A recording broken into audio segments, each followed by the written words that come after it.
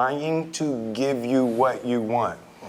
The universe is fighting so hard to give you what you want, you know, and you're just missing it. Your lightning specifically, that lightning strike moment for you happened at a party. Yeah, at Quincy Jones's house. Yeah, can you set the scene for us a bit? So there's a guy named Benny Medina. Benny Medina is actually the real live Fresh Prince of Bel-Air. Benny had gone from Watts to Beverly Hills. He pitched me the show. I was like, yeah, okay, that's cool. And he invited me to Quincy's house. It was Quincy's birthday after the Soul Train Music Awards. I was in town. I was just going to meet Quincy. So we go, and he said, hey, you know, did Benny tell you about the show? So yeah, you know, Benny told me it's really cool. You interested? Quincy, he had been drinking a little bit that night. And he was like, all right, we're gonna do an audition. I was like, what? There were, you know, a bunch of people in the room, and Quincy wanted me to do an audition in the middle of his living room at a party. That's crazy, bro. You know how they say opportunity comes knocking when you least expect it, and you better let that mother in? That is this moment.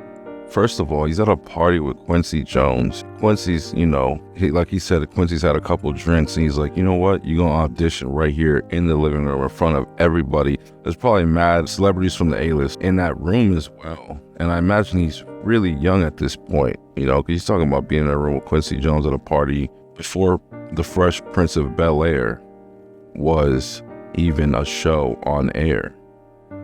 And here's this moment, the lightning in a bottle moment, where Quincy says, you're gonna audition. This is so crazy. And I was like, yo, Q, I can't do a audition. I haven't studied anything. And you know, he took me in the other room and he was like, okay, tell me what you need. And I was like, Q, I need a couple weeks. I'm not even really an actor. Can I just give me, if I can get a script, then I can get something to work on. He said, oh, so you need 2 weeks. I said, yeah. And he said, well, what's gonna happen in 2 weeks is Brandon Tartikoff, who's the head of NBC, something's gonna come up in this kid's game and he's not gonna be able to do it, so he's gonna postpone.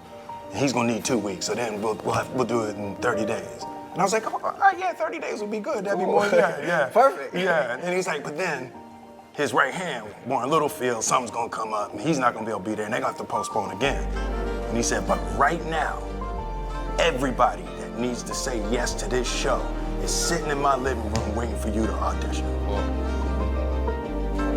And I was like,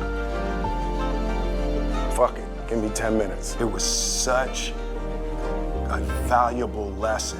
It's like, there's very few things more powerful than fuck it. Fuck it. Just leaping. Just go. Yeah. You know, it's like you have the dream, the opportunity's there, just go. You know, and I was in his library, and it was like a Oprah Winfrey color purple. That's crazy, man. What a pivotal, important, monumental fuck it, right? Getting that role for the Fresh Prince of Bel-Air, that took him everywhere. That's crazy.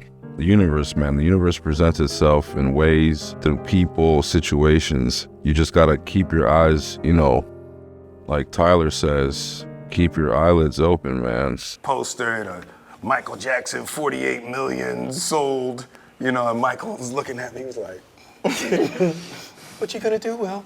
You know? If you close your eyes, are you able to see yourself in that 10-minute span? It's like. Do you even recall it vividly? It's crazy. It's like a blink.